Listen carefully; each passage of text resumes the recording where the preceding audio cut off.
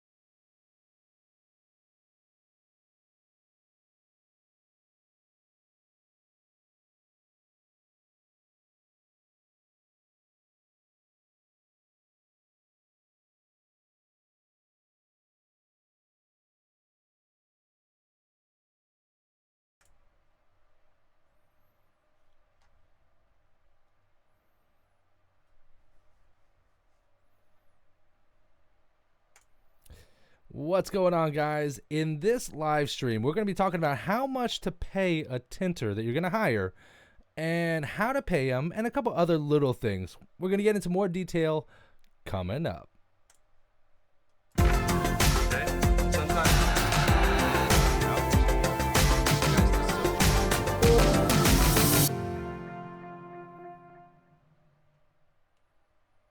What's going on, guys, and welcome to Window Tinting Business, where we strive to inform, inspire, and improve you as a professional. As always, my name is Patrick, and if this is your first time watching, or if you're interested in window tinting as a side job to improve your current skills or as a full-on career, make sure to subscribe to the YouTube channel. Also, hit the bell notification if you want to be notified whenever we go live. Now, this is our Tuesday night live streams. We do it every Tuesday night, 9:30 p.m. Eastern Standard Time. And, we just kind of go over topics that are interesting, that I think are interesting or that people want to hear about. Tonight's topic actually was brought up by one of our subscribers from our Facebook group. So it was a really great, I'm going to turn down this volume a little bit.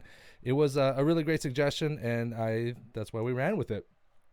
As always as well, once we get done here, we're going to talk about our topic for about 20-30 minutes or so. Afterwards, we are going to be doing some Q&A for a little bit. I usually try to to keep these live streams in the hour range. They're supposed to be like an hour, but I've been for the last few weeks I've been doing I've been going at least an hour and a half or more sometimes. So yeah, we'll be doing those. You can go ahead and start writing your questions in the chat. I will be looking through them from time to time as we go through here. But until we get to the actual Q&A section, that's when I'll actually be answering questions. Just because for the people that are either watching the rebroadcast or they're just tuning in just to get the information and then they're dipping out, maybe they don't have any questions. I don't know. Furthermore, let me see here. I see we got about 18 people currently in the live stream watching. Don't be afraid. Get on the keyboard. Don't be afraid to type up, say hi, ask a question. We're all good, friendly people around here. Quick shout out, Tropical Shade Tinting, Daniel Reyna, NRT Cool, Mike Powell in the house, fancy backdrop. That's right, baby. That's right. I forgot to tell y'all. I changed things up a little bit. We'll get into that as well. Someone remind me. And once we get into the Q&A section, I'll go ahead and explain what's going on all over here. And for those of you guys, just a little tidbit, Tropical Shade Tinting is the one that went ahead and gave us the topic for this evening. So again, thanks again for the topic. It is a really good topic, and we're going to go ahead and get into that very soon as well. Let me see here. But before we go ahead and get started, we got to go ahead and give our shout outs and our dues to our sponsors here. And let me see here.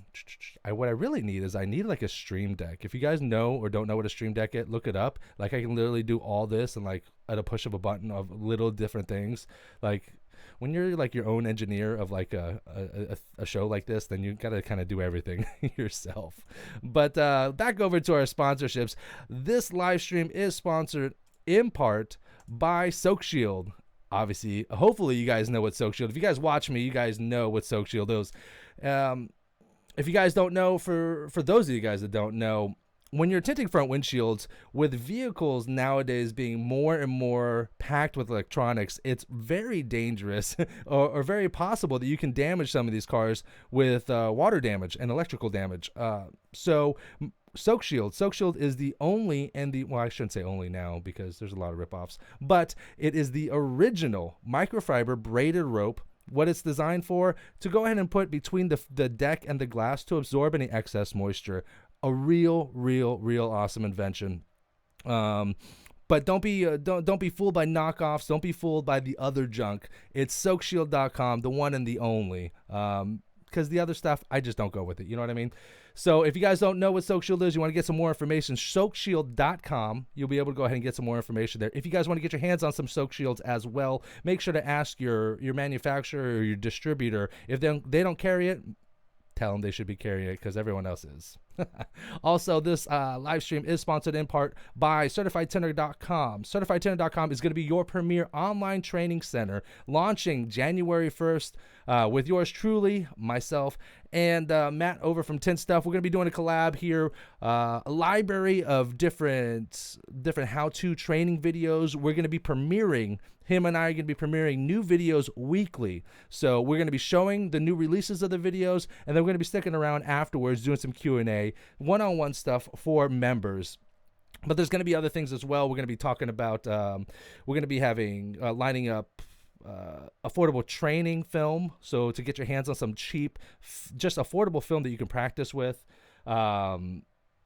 we're building relationships with manufacturers and trying to get discounts in regards to our buying power and potential. So it's not just going to be for new guys. It's going to be for people that have been in the industry. Maybe we can save you a buck or two on the back end in your purchasing as well. Also, we're going to have merchandise available and store stuff, and it's going to be a really awesome thing. So again, January 1st, that's our tentative launch off date. CertifiedTinter.com. Make sure to check it out.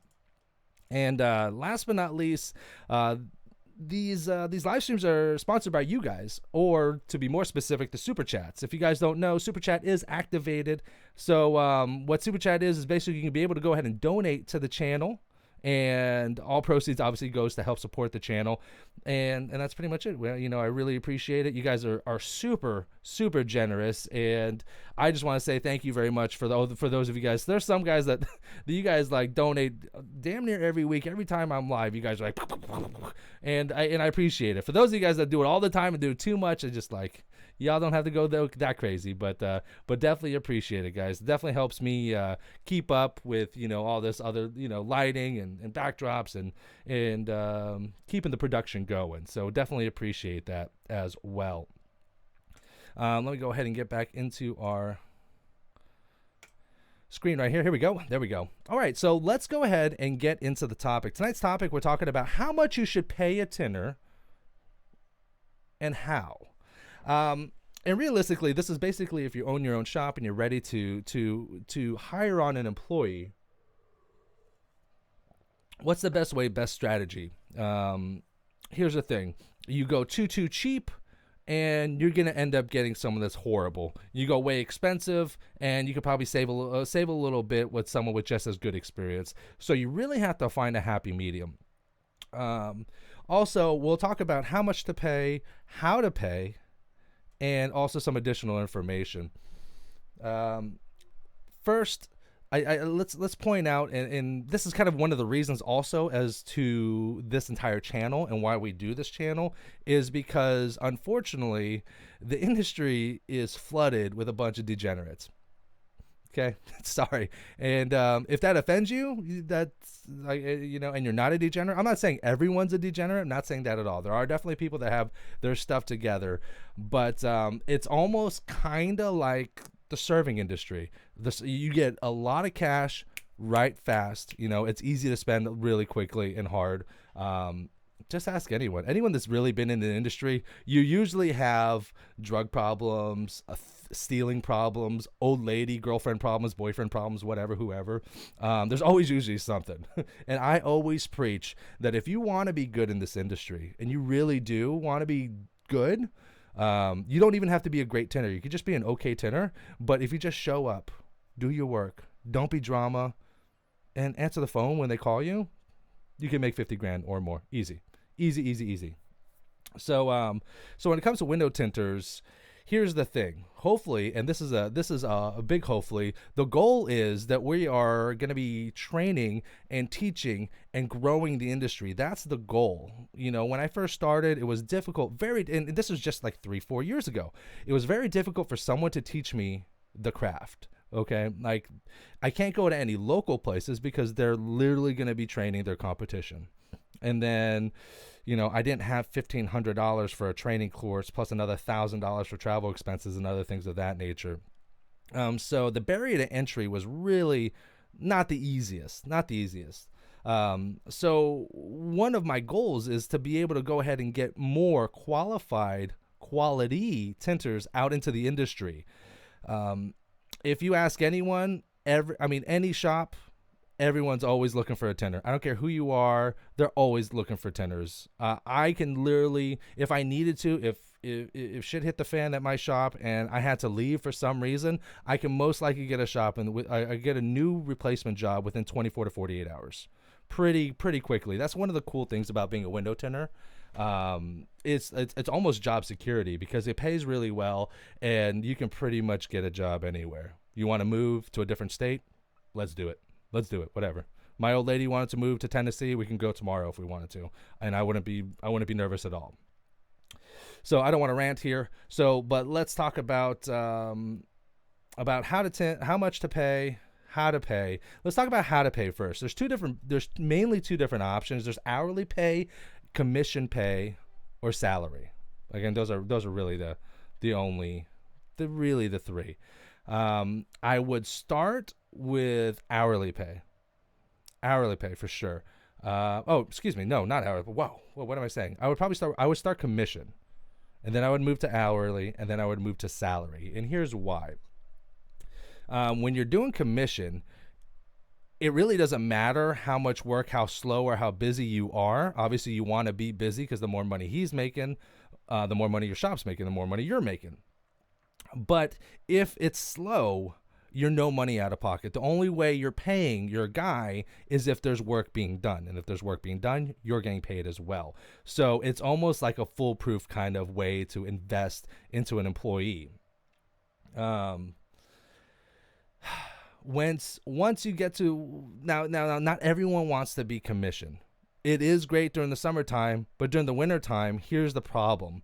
During the wintertime, and it slows down, guys have bills to pay. People have bills to pay, and that is what it is. And if they're not a responsible winter tinter that puts their money aside and puts their nuts away for the winter, they're going to have to go leave and find another job when that time comes. So you made some decent money during the summertime, but you can't lose your entire staff during the wintertime because it slows down a little bit.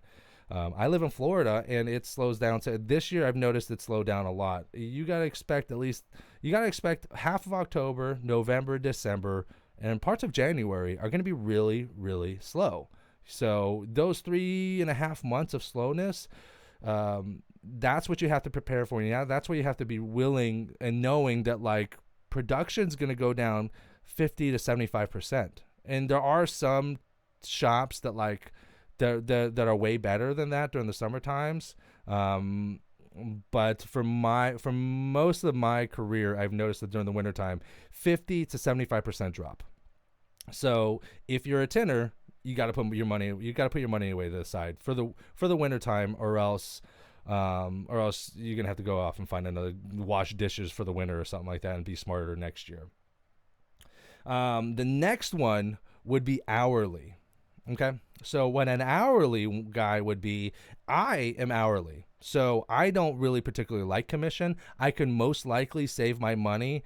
I know I can save my money and be a little bit better on the financial side to get prepared for the winter time. The problem is that I'm not like 24 and single and living like the awesome tent life and putting $50K in my pocket a year. You know what I mean? And then just partying it up. I have an old lady. I have 2 baby boys, a 2-year-old and a 5-year-old. I got a whole family that depends on me, and I need to have a consistent check so I know that my bills are going to be covered and I can live within a certain price point. So I actually even normally, like if I was commissioned, I'd be between 30 and 33%. I drop to a little bit below that so that the shop feels a little bit comfortable with paying me an hourly rate. You do have to have a little bit more trust with someone that's either an hourly rate or salary. Start them off commission, let them work their way up. Now, if they're wanting hourly, most people won't really ask for an hourly because they know they're making less during the summertime. Here's the thing. With an hourly or a salary, you want to start it in the springtime or just before the spring, right before the boost of the season, right before basically everyone gets some money for taxes. You want to start that person out right around there. February or March is a really great time. Reason being is that if you pay them hourly or salary, you as a shop owner, you're going to get your money off in the front end. All right. And then, so if the guy can produce, let's say $300,000 for you, all right, he's going to make the majority of that money through the busy season, like the 6-month, like summer hot season. He'll probably turn at least, I don't know, I'd probably say 200, 250. Let's just say these are numbers if the numbers are right. So I'm trying to keep even numbers here. So, and then so by the time, let's say he's salaried at 100,000 or 30%, right? By the end of the busy season, he's made you 2.25, right? So you already have your 100,000 that you're going to pay him, and you've already taken 100.25 and put in your pocket. So now you already have your money, right? So this is why you set it up, so that way you have the pay already waiting for him. So when the winter time comes and it's slower, you have the money here waiting so that he gets paid. Same thing with a tinter. You want to set up in the spring or in February or March, early spring. You want to work for a shop through the busy season so that the shop is going to get over on the tinter during the summertime. Okay, but you need to, because during the winter time the tinter is going to get over on the shop. Now in the big picture, the shop obviously gets the upper hand for the majority of the time. The tinter will get the upper hand a little bit. A little bit. About 3 months, 2.5 to 3 months maybe, but you're talking 9 months. 9.5 months of just grinding and making cheddar. So that's why I've never, people say like, oh, how come you never get fired in the wintertime? When production drops 50 to 75%. Why? I don't get fired because I've already made them their money. They've already made enough money to cover my salary and then put some cheddar in their pocket. So, it's all kosher. It's all good, baby. So that is, that's the route I normally go, and that's the route I normally talk about.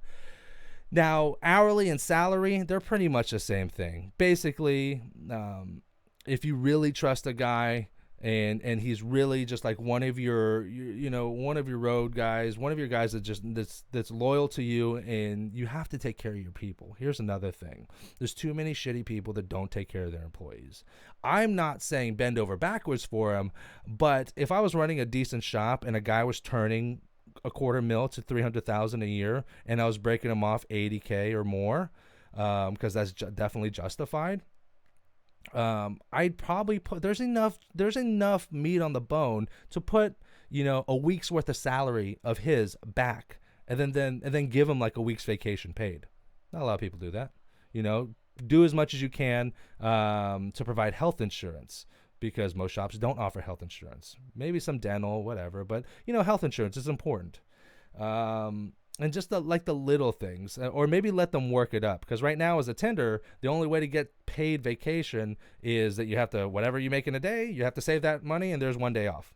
And then you got to do it over and over and over again. Like when I took a week and a half, a 10-day vacation back in October, I had to put like $1,400 aside just to make sure that my finances were covered. So just take care of your guys. Now, if your salary, you got to keep in mind that sometimes you're working 40 hours, sometimes you're working 50, sometimes you're working 60, but you got to work until the work is done. If you're hourly, you kind of work, the 9 to 5, maybe take 30 minutes to an hour lunch break, and then you're kind of out.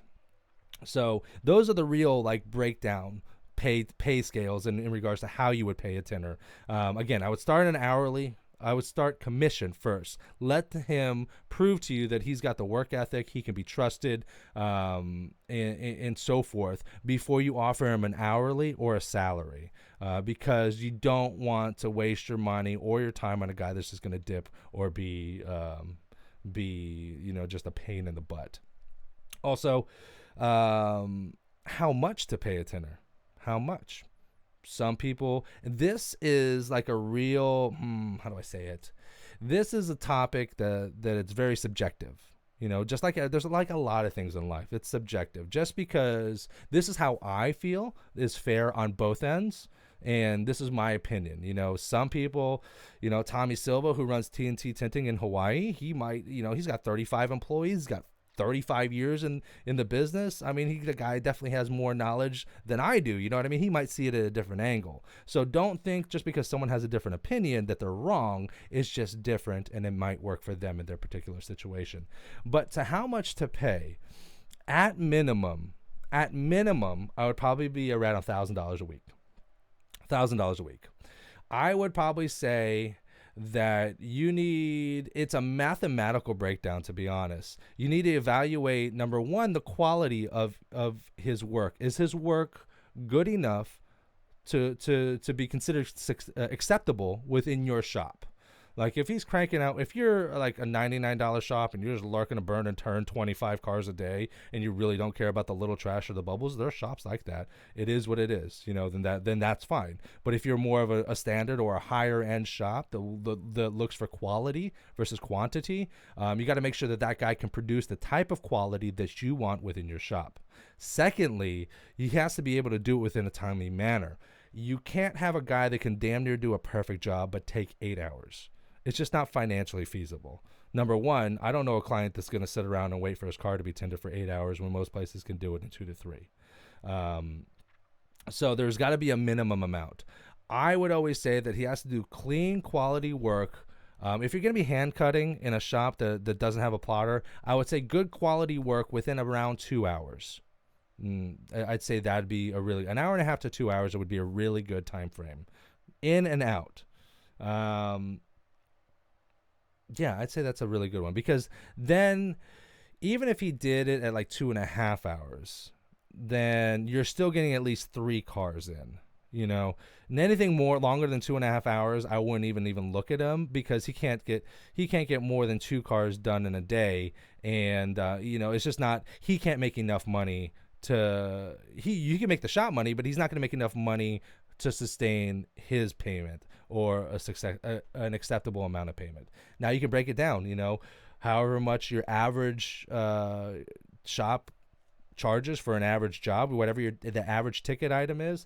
If it's like $200 per car and he can do 2 cars a day, I always go 30 to 33%. Now, as a tender, as an employee, you always want to start at 30 and then move up, right? So, I think 30 is fair. 30% to the tender, 30% to the owner, because the owner put the risk up of either hiring him and opening up the business and whatnot, and then 40% going to the business, because you need to feed the monster. All right. There's overhead, there's film costs, there's electric bills, there's tool costs, there's all kinds of other things, insurance, rents, and security, and all kinds of different things you couldn't even imagine, and probably more. I'd probably say it could be more than 40%. It depends on the shop, but I'd say 30-40 split I think would be very, very fair. So in that situation, if you're doing averaging $200 per ticket, and the guy can do 2 cars a day, that's $400. 30% of that's $120 a day. So what is that? And if he's working 6 days a week, what is that? 12 times 6 is, oh my land, 72? I believe it's 72. Yeah, it's 72. So $720 a week. Can a guy survive off that? You got to figure it out.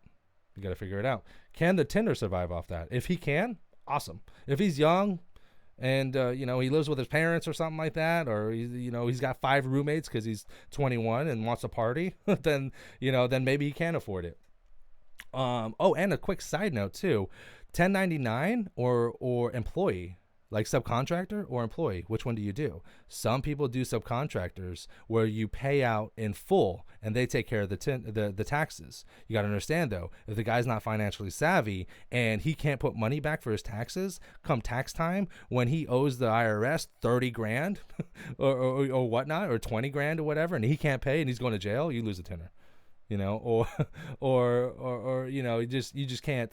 You got to be really, really wary. Plus, also technically, legally, if he's a 1099, he's a subcontractor, meaning that you can't really tell him when to show up. You give a job, you get, and here's a time frame in which I guess it needs to be done by, but you can't tell him he has to show up at this time and do this at this time. Like there's definitely differences between employees and subcontractors, and there's a very you can get in a little bit of trouble if you don't know the particulars between the two, if you're treating a 1099 as an employee and vice versa and stuff like that. Like different things are supposed to get. So keep that in mind as well. That's another thing to keep in mind. Also, what time are we at? What are we looking at here? 10 o'clock? I think we're doing good so far. Yeah. We're supposed to keep going. We're supposed to stop at 10:10. So we're doing pretty good. About 10 more minutes. So we've talked about how much to pay him. About 30%. Bump it up to 33 if you need to. But no more than 33, just because you need to be able to, pay him, pay you, and pay the company. We've talked about 1099 versus employee rates. We've talked about commission, hourly, salary. So lastly, really, to be honest, you're going to have to really dig deep into who this guy is, or girl, whoever it is. I personally run background checks on everyone that I would hire. It doesn't matter. We do it at this particular shop. We didn't do it at the other shop that I was at. And Been Verified is a really great website. I'm actually in negotiations with taking them aboard as a sponsor, which would be really, really cool. Why is a background check company want to sponsor me? Well, I mean, the whole point is of this channel too is to not only teach you how to tint windows, but the channel name is Window Tinting Business. I want to teach you guys how to run your own business as well. If you know how to tint a car, I mean, I guess you can work at a shop, but you have to know the ins and outs of the business as well to be successful. And a background check is definitely, I mean, it would tell you so much information. You obviously need to get a first name, last name, social security number, things of that nature. You ask them that before. You don't hire them yet, but do a background check. It'll tell you different things, little things. If they have any felonies, if they have felonies within the last 5 years, if they're 35 or 40 and they had a felony when they were 18, it's one thing. You're young and dumb and you're having fun. But if you're 35 and you just had a felony 3 years ago, that might be a problem. That might show a little bit of lack of proper and quality judgment. I had one once where it was carjacking, and I was like, it was like Grand Theft Auto, and I'm like, what? I'm like, can we talk about this? What's going on here? And then it was his mother. And I'm like, okay, so it's one of either two things. Either your family's nuts and your mother's so crazy that she called the cops on her son, or you're so horrible of a person that your mother called the cops on you. I mean, but either way, it's not really a good one. And another one was, it was a felony for something. But then there was also another charge on the same case about lying to a proctor, which basically meant that he was breaking the law to make a profit. I don't want to specify exactly what he was doing. It was credit card scamming. Forget it. I didn't say his name, so it was credit card scamming. So he got busted for that, and then he got busted for lying to a proctor, which means he got in trouble for skimming credit cards. And then when he got caught, he tried to lie his way out of it. So it shows obviously lack of judgment. And then if he gets into a pinch, he's going to try to lie to get his way out of it. Not quality values that you want in an employee that you're going to hire. Just those are huge red flags. If they've lived in a different apartment for, if they have like 17 different previous addresses, that's probably not a good sign. 19 different previous phone numbers, probably not a good sign. If his PO officer calls in because he needs a piss test, like, probably not a good sign. So I'm not saying all guys are bad, and I'm not saying if you have a rap sheet, but what I am saying is that you have to work with the numbers. The majority of the time, those big red flags they just bite you in the butt. I've tried it. I'm like a soft-hearted type of guy. I'm like, oh God, you know what? This guy just got caught up at the wrong place at the wrong time and had a little bit, and he's trying to straighten it out, and then no. I mean, 95% of the time I get, that screws the pooch. It's like, I should have never done it. One of the guys, he walked in first day, half his body was dripping of sweat. And I'm like, it's like 9:30 in the morning. I'm like, are you okay? Did you run here? He's like, no, my car has no power steering. I found out. We found out that, like, he was just a massive whiskey drinker, and just like, I don't care if you drink or party or do whatever, but don't bring it into the shop, because then that affects your business, obviously. So do your due diligence as a business owner, because you don't want them stealing from you. You don't want them damaging cars or doing other stuff that could make you liable as a business. So those are really the three things that I would say. Yeah, I think so. I think we covered it really well, I believe. Let me go ahead and check out the chats here.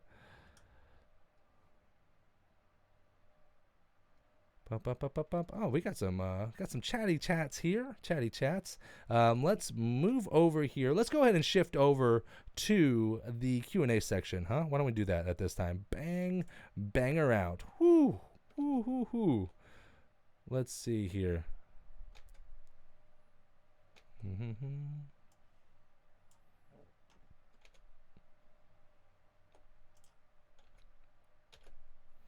All right. So now at this time, we're going to go ahead and go over our Q&A session. If you have any questions, any comments, any shout outs, any criticisms, now is the time to go ahead and do so. Before we get started, I did see Daniel Reyna with the 2 super chats, the $2 super chats, 4 total. Definitely appreciate that, my friend. Thank you very much. Very kind of you. Very kind. Let's go ahead and start rolling through the Q&As here. Fancy backdrop. Oh yeah, I forgot to mention. Okay, so for some of you guys that didn't know, I had like that black backdrop that was behind me. And the reason why I had a black backdrop, or before I did have a green screen, but the reason why I had that before, because it was covering the clothes that were behind me. I'm in a closet right now, believe it or not. So my whole studio is in like a 5 by 6 foot closet. But then I just recently converted the whole thing. Before it was like half closet, half studio, and I took all my clothes out and then just made it a completely, dedicated studio. I didn't have anything for like a background. I'm thinking about what I want to do as a background, but just so you guys can see here, let me go ahead and show you behind the scenes here. So as you can see, I'm in a closet right now, and there's a green screen around me pinned up to the wall. Let me see if I can even show you guys. So I got my dome light up there, and I got 2 more lights going over here. There's a lot of stuff that goes on into the process here, but this kind of kills the magic here. So let's go right back here. But what I wanted to say is that I didn't have time to set up an actual proper background, but I do like this like blue and gray. It goes with the colors of this channel. Funny. So I do like that. It doesn't look bad at all, but I will eventually drop the background, the green screen, and just go with something in the background. And I don't know, maybe like shelving over here. And I don't know. I have to figure out what I want. I don't know if I have to do like acoustic sound foam here, because the room is a little bit echoey. Before, because I had clothes back there, it would absorb a lot of the sound, and it was damn near a dead room. Now it's a little different because there are no clothes. It's just basically an empty room, so the reverb off the walls and stuff kind of annoys me, but we'll see. A work in progress. Tit Pro, what's going on? Hey brother.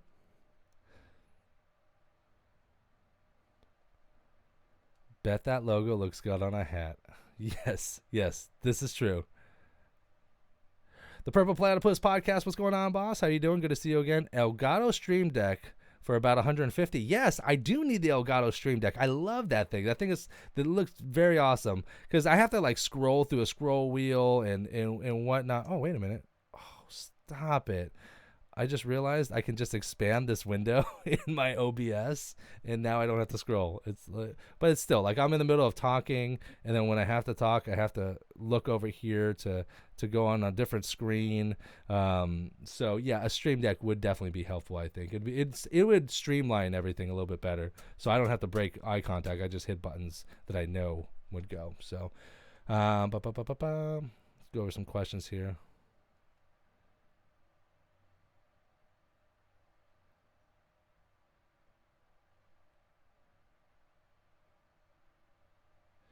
Shop paid me $10 for window. I worked 7 days. I quit. I'm new to the U.S., 17 years experience, but right now I have my own company and mobile in California. That's what's up. Good job, brother.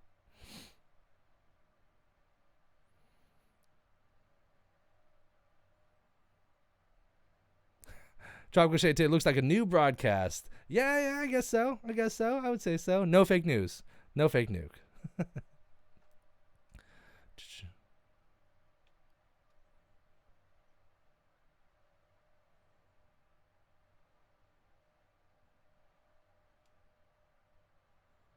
Okay, let's see. So if your shop's doing well, what would you pay a receptionist or someone running the front but not tinting? Maybe they are upselling, so should you pay hourly plus small commission for upsales? I would see. This is a problem that I always see within. If you need someone that just answers phones and does light office work, I mean that person is worth minimum wage, maybe $10 an hour, maybe. You know, they're kind of there. They have to show up. They're kind of there so they can answer the phones. But then if they're going to be selling window tint or selling like options, like if they're giving the spiel on different film options that you have to have someone that's a little bit knowledge in sales. They have to have some sort of a sales background. Like they need to know to not ask closed-ended questions, to ask open-ended questions, and they have to have knowledge of the film. I know some receptionists that are like, oh, we have this, this, this, and this. Which one would you like?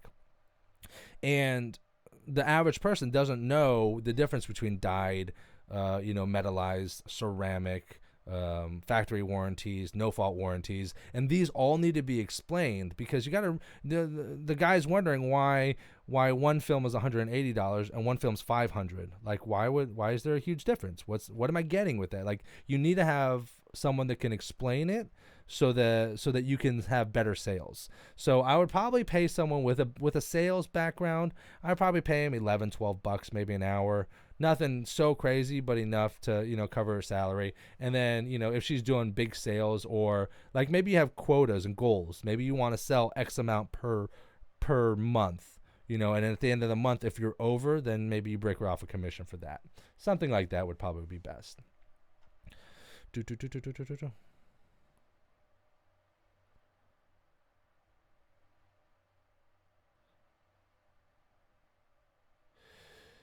The Purple Platypus podcast asks, how long did it take you to become, I can do 90% of cars good?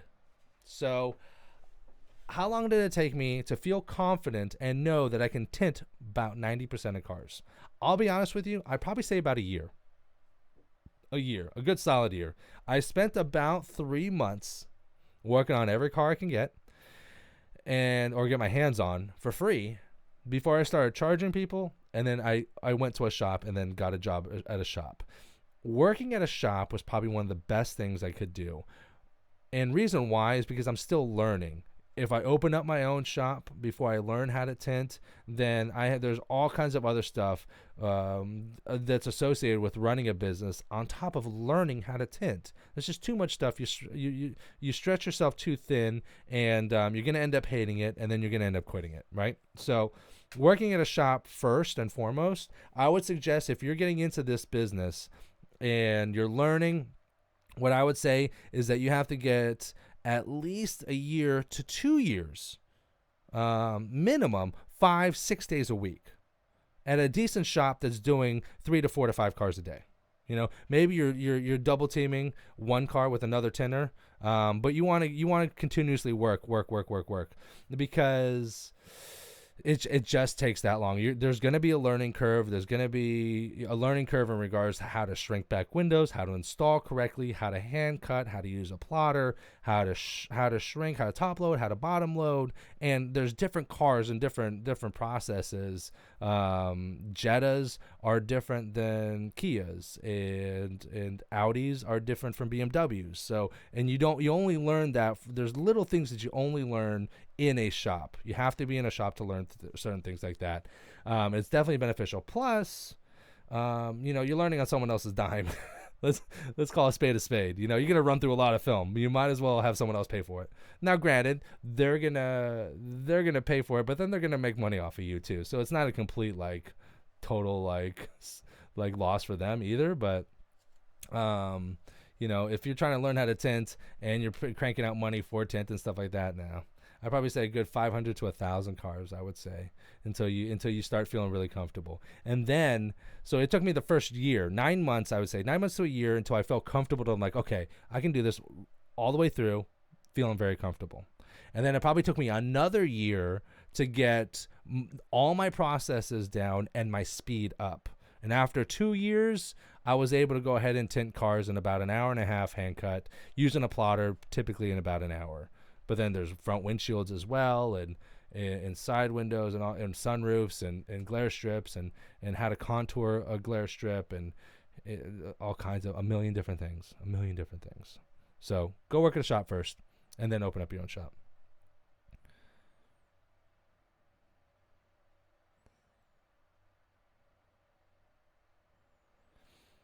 Okay, Troy Butts asks, what's a good price to pay for a windshield strip?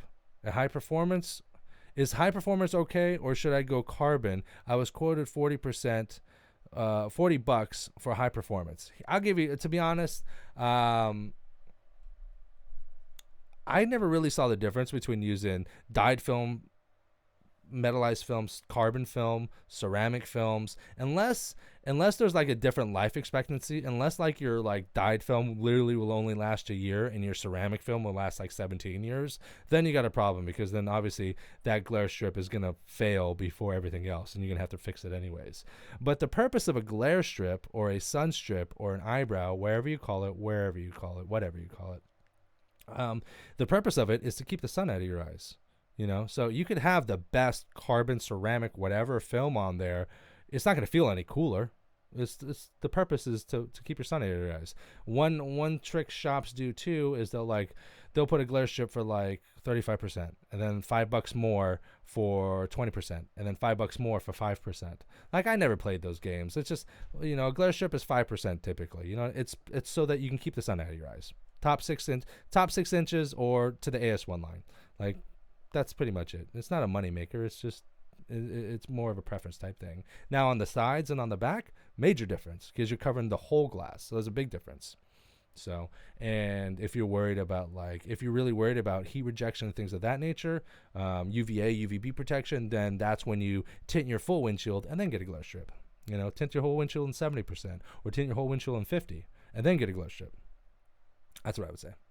I would probably $40 to $60 is a lot of money for a glare strip. If you can get it, awesome. I always say probably about 25 to 30 is a fair price point, especially if you're using dyed. Now, if you're using ceramic, I wouldn't use ceramic, but if you're using ceramic, you're probably getting $60 to $75, just because the quality of the film is higher, the price point on the film is higher. So, yeah, you have to pay more.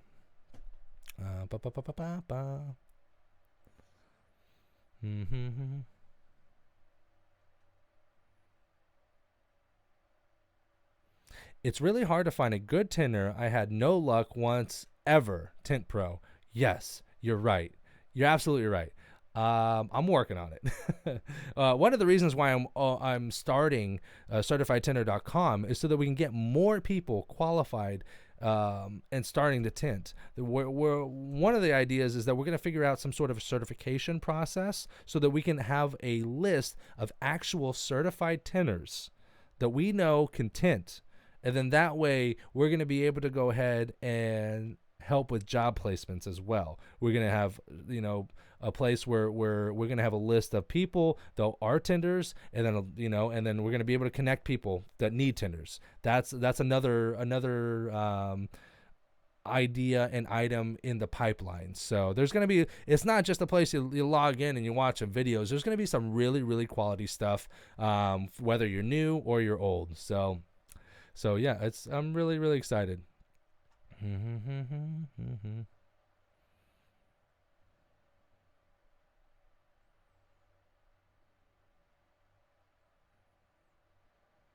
Boris Vapa, could you explain about American Standard window film XL? Thank you. Yeah, they're two different manufacturers. That's pretty much it. I've only used mainly 2 or 3 different lines: Max Pro, Johnson's, Lumar. I've sampled almost everything. So, but unless a sample is really hard to use, a sample is just basically you use a sample to make sure that it's not going to heat shrink the second you touch the film.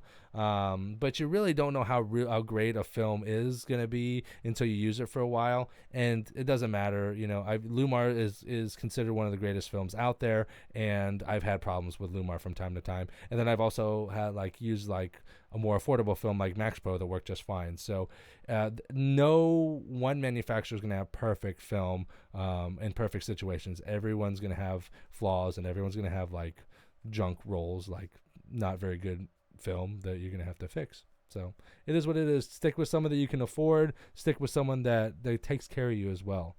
Customer service is important to me.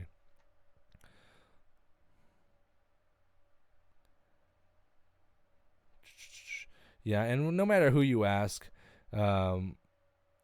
if you're like, oh, how is Johnson's window film? You'll have 100 people that say I use Johnson window film for 35 years. It's phenomenal. I bleed Johnson film. And then other people, you'll have another 100 people that are like, I used Johnson film and it failed in 3 days.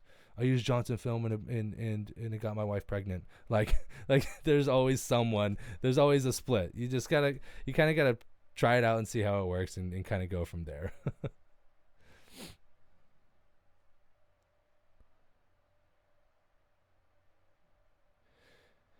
Johnny Hernandez, just saw that tint stuff, mentioned you and how you guys are doing the tint certified program. CertifiedTinter.com. Yes. Congratulations on you guys doing that. Yeah, we're trying our best. We're trying a number of different avenues. We have to we're just trying a lot of stuff.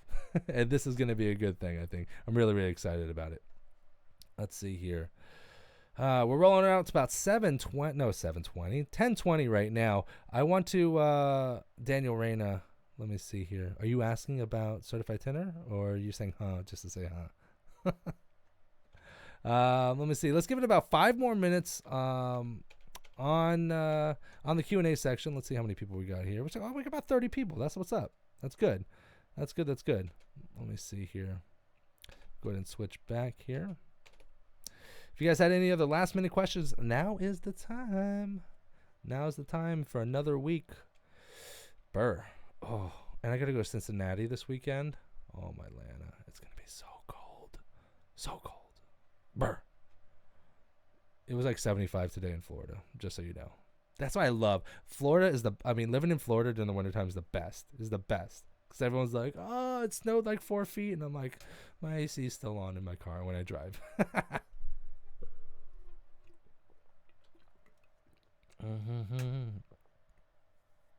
Oh, it was a joke. When he said wife getting pregnant, it was a joke. Like some people say, like, that window film's horrible. Like, it peeled in 3 days. It got my wife pregnant. Like, it was a joke. Window film can clearly not get your wife pregnant. I hope not. Mike Powell's bedtime. Go to bed, sweet cheeks. We'll talk to you soon. Have a good one, Mike Powell. Tropical Shade Tinting in the house with the $20 super chat. Definitely appreciate it. Just want to say thank you for covering the topic I suggested. Definitely will help in the future. Oh, yeah, of course. Thank you very much for watching. And, we're going to be doing this every week. So come on by if you ever have any questions, comments, shout outs, criticisms. Come after it, my friend. We can get it.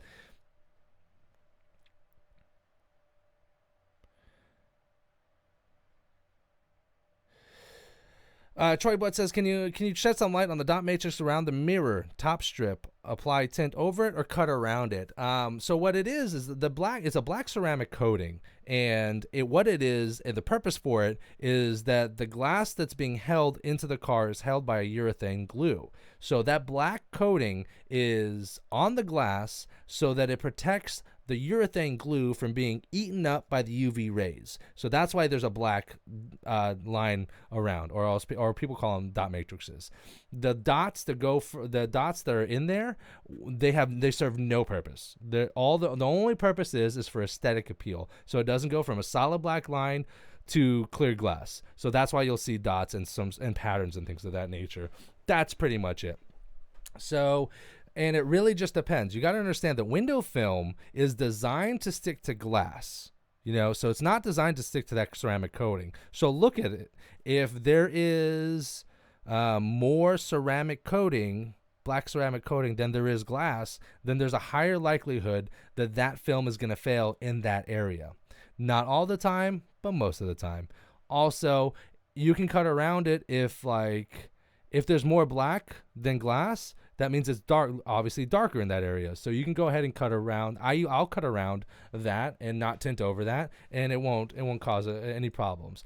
If you cut around it and there's more light coming through that area than the shaded tinted area, then you probably should keep that covered. But you can always try to cover it, and if it doesn't stick, you can cut around it and cut it off. But most of the time, if it's really, really thick and black, what did I do today? Mustang. There was a Mustang. It was 2014 Mustang front windshield. The ceramic coating was really, really thick. I cut around it. Done. Game over. Next. See what I'm saying? So trial and error. Just make sure that there's not a huge difference. If you're going to cut around it, make sure there's not a huge difference with light. So that would be my my suggestion on that.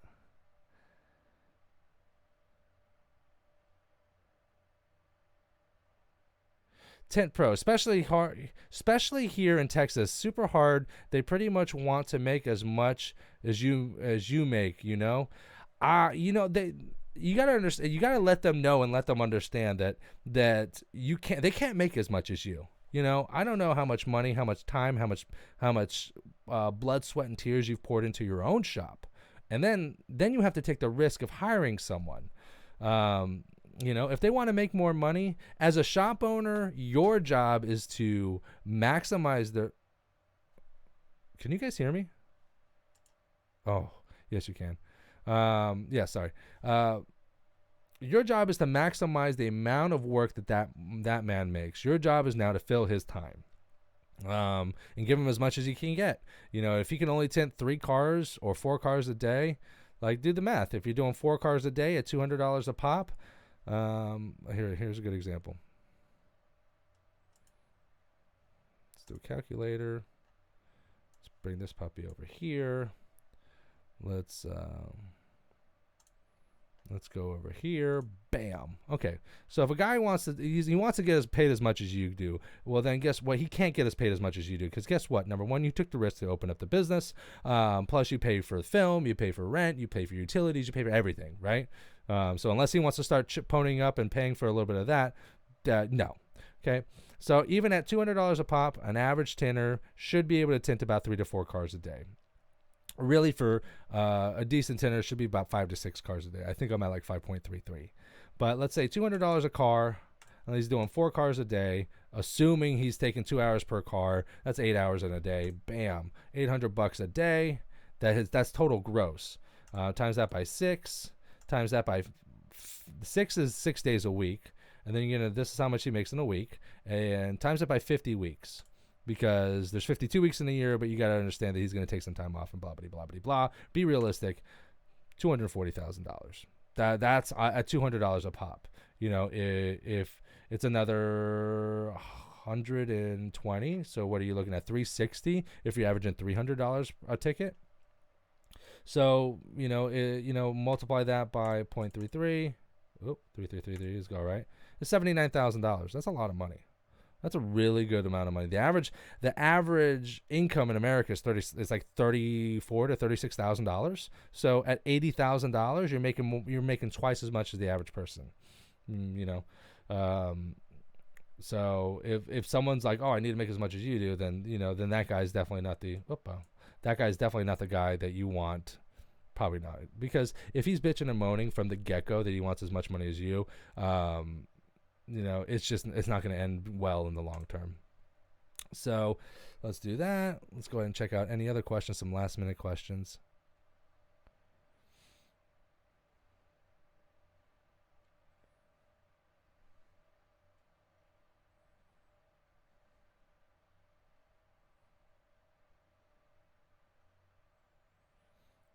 JR Von D, do you have any solutions for the dot matrix on the back windows? I cannot get them to stick. If you're talking about like the outer rim, the edge, it's not going to stick. So I did the same thing when I very first started. I was like, oh my God, why isn't this laying down? It's not. Walk around, look at other cars in parking lots that are tinted, and you'll see that there's going to be an edge around all of them. 95% of it, it's just the way it is, and it'd be nice if they laid down, but they're not gonna. So just move on. If it's a huge dot matrix at like the very top, sometimes they'll stick, sometimes they don't. Sometimes you got to cut it at the dot matrix. It's part of the game. But yeah, don't be too concerned about that. Wet sand, 1500 wet sandpaper.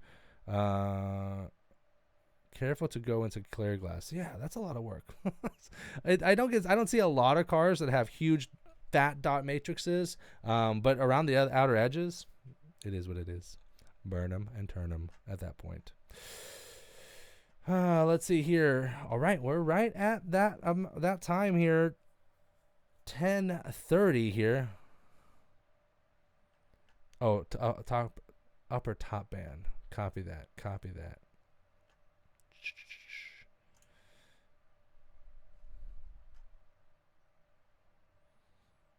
All right, guys, we're going to go ahead and wrap it up at this time. I definitely appreciate you guys tuning in. Again, this is Patrick with Window Tinting Business. We are going to be back up here Tuesday night next week, 1 week from tonight, 9:30 p.m. Eastern Standard Time. Keep an eye out. I do post these usually at least 3 to 4 days before the live stream. I'll set the event up on the channel as well. So if you're not subscribed to the channel, make sure to subscribe to the channel. Hit the bell notification. Also, as well, there are different levels of bell notifications. I didn't know that. If you hit the bell on a computer, you'll get occasional notifications. But if you hit the bell and there's like these little like bars, I guess you could say, around the bell, then that means you're going to get notified for all of them. And if you're like on a tablet or a smartphone, you'll hit the bell notification and then it'll come up options. Click the options and hit all if you want all notifications. Or if you hit occasional, sometimes you'll get it, sometimes you won't. I had some people like wondering what was going on and why they weren't getting notified all the time. But yeah, that is that. Oh, still 30 viewers. I know, but I know we got 30 viewers, Mike. I know, but then like I don't have anyone asking questions. I can't sit here and just look pretty if there's no questions. If you guys, okay, like, does anyone have any more questions? Any last second questions? See, yeah, no, I didn't think so. Yes, the Purple Platypus Podcast. Thanks for joining in, my friend. Thank you very much. All right, guys, I'm gonna go ahead and sign out at this time. If you guys want to have any topic suggestions, go ahead and you can put them up on the Facebook group at Window Tinting Business, or you can comment below on this video and I'll go ahead and check it out, and it could be a topic for next week. Who knows? We'll figure it out. Let's do this. Big shout out real quickly to Daniel Reyna. Oh, 3 times. Daniel Reyna with the 3 separate super chats, $2 super chats, $6 total. Definitely appreciate that. Also, Tropical Shade Tinting with a $20 super chat. Daniel Reyna again with a $2. Daniel, I don't know if you know this, but when you do super chat, there's a slider right above, and then it'll increase the amount. I'm not telling you to do that, but I'm just saying that you don't have to do $2 super chats every time unless you're planning on meaning to do that. You can use the slider and do just one like total amount if you wanted to. Also, there's a section that you can comment as well if you wanted to do a comment. You can put that there. I'm just saying. Also, big shout out to Tropical Shade Tinting for the $20 super chat. Definitely appreciate it. Thanks again for the topic, because that was awesome as always. And let me think here. Also to our partners here, our sponsored partners here, over at Soak Shield. Again, soakshield.com. Check them out. The original microfiber braided rope. Also, bing, bing, bing. CertifiedTinter.com, your premier online training center. That's it. January 1st, that's when it's going to be launching, guys, and that's when we're going to do the thing. So thank you again, everyone, for joining us, and I will see y'all next week.